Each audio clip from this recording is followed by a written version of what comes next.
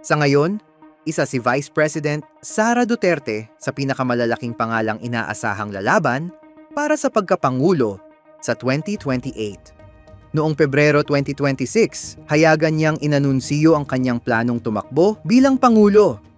Isang deklarasyong lalo pang nagpatindi sa banggaan ng dalawang dating magkaalyadong pamilya, ang Marcos at Duterte.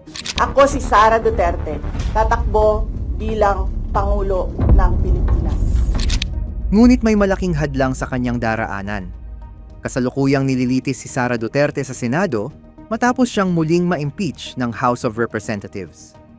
Nahaharap siya sa mga alegasyon ng maling paggamit ng pondo, bribery, corruption, hindi maipaliwanag na yaman, at mga pagbabanta laban sa kasalukuyang administrasyon.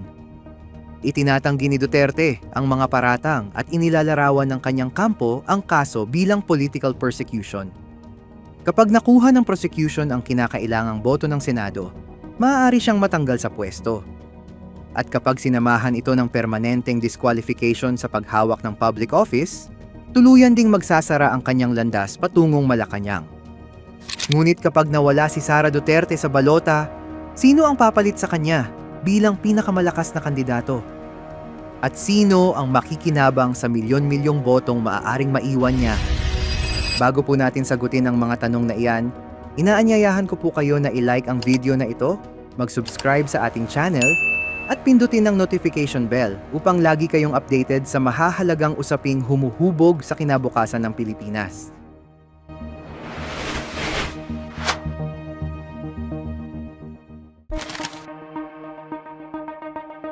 Mahalagang malinaw muna ang proseso.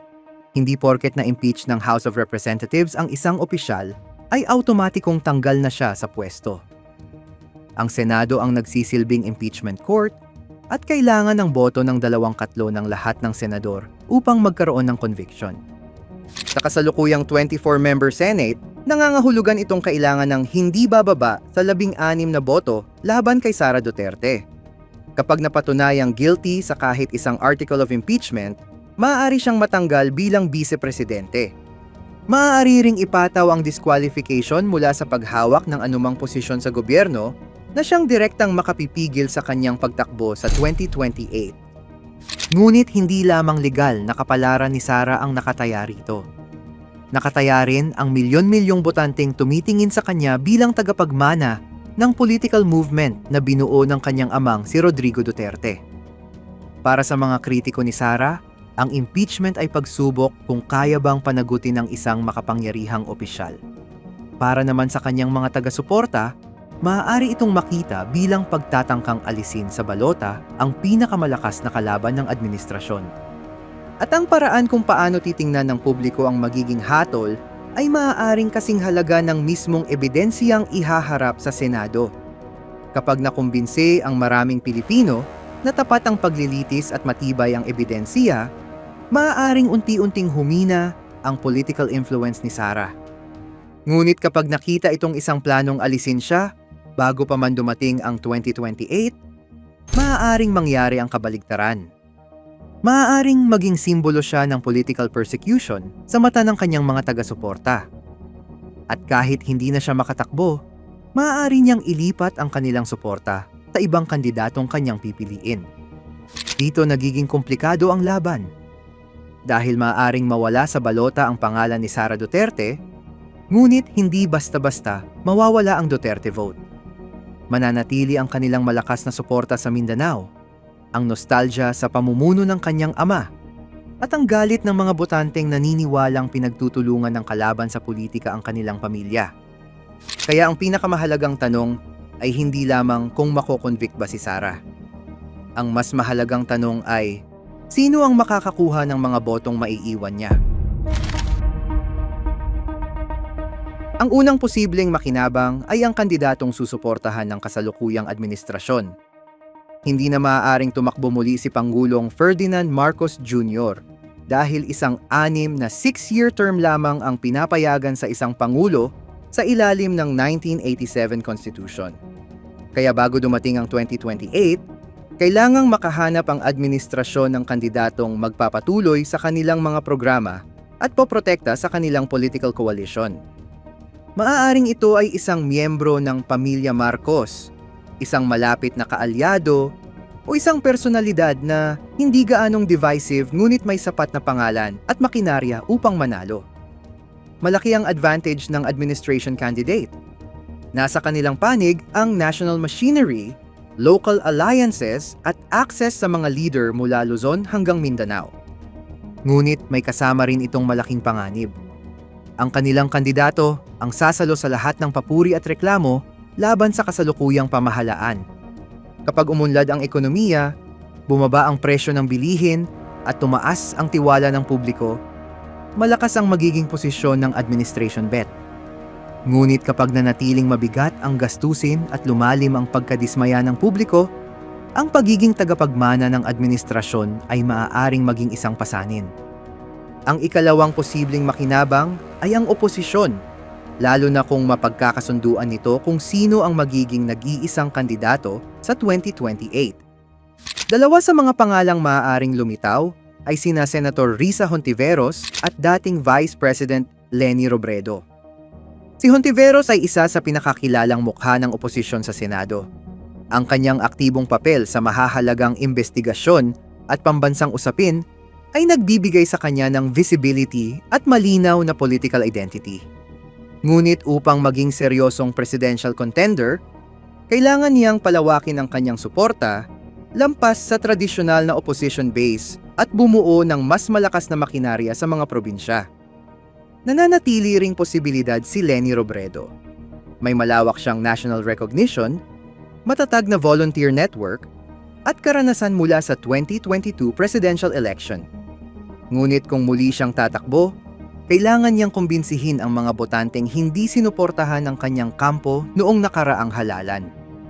Ang pinakamalaking hamon ng oposisyon ay hindi lamang pagpili kung sino kina Hontiveros o Robredo ang mas malakas.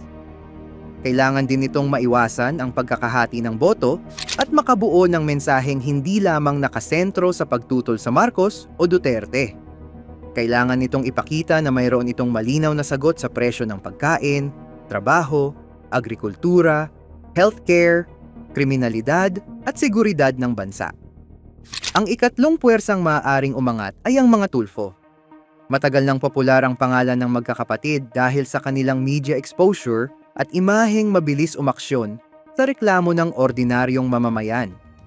Sa panahon kung kailan maraming Pilipino ang pagod na sa paulit-ulit na banggaan ng mga political dynasty, maaaring maging kaakit-akit ang isang kandidatong hindi direktang nakatali sa Marcos-Duterte conflict. Ngunit malaking pagsusulit ang pagtakbo sa pagkapangulo. Kailangang ipakita ng sinumang tulfo na hindi lamang siya mahusay sa pagharap sa individual na reklamo, kundi handa rin siyang mamahala sa ekonomiya, foreign policy, national defense, at isang burokrasyang may milyon-milyong empleyado. Ang popularidad ay mahalaga, ngunit hindi iyon garantiya ng sapat na makinarya at kakayahang pag-isahin ang iba't ibang rehiyon. At naroon ang ikaapat na puwersa, ang kandidatong maaaring piliin mismo ng mga Duterte. Kapag na-disqualify si Sara, hindi nangangahulugang susuko ang kanilang kampo.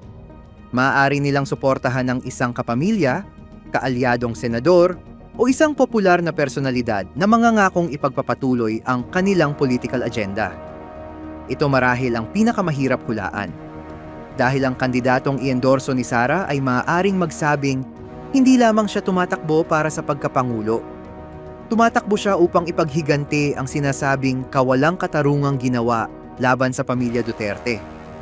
At sa politika, ang galit at pakiramdam ng pang-aapi ay maaaring maging mas malakas kaysa ordinaryong campaign promise.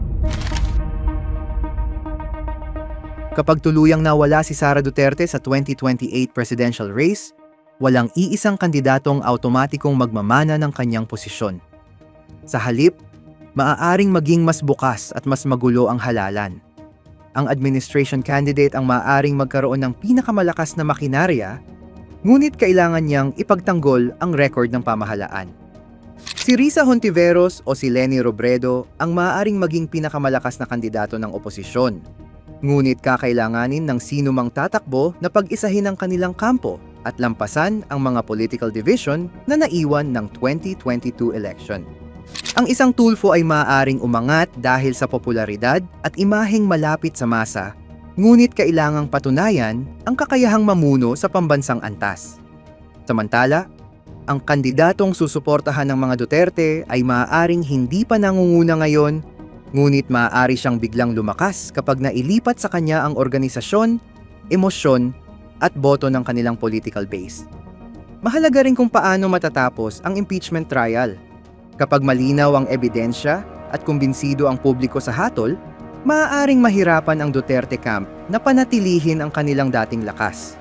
Ngunit kapag puno ng procedural controversy at tila minamadali upang pigilan ang isang kandidato, maaaring maging mas malakas pa ang political movement na maiiwan ni Sara.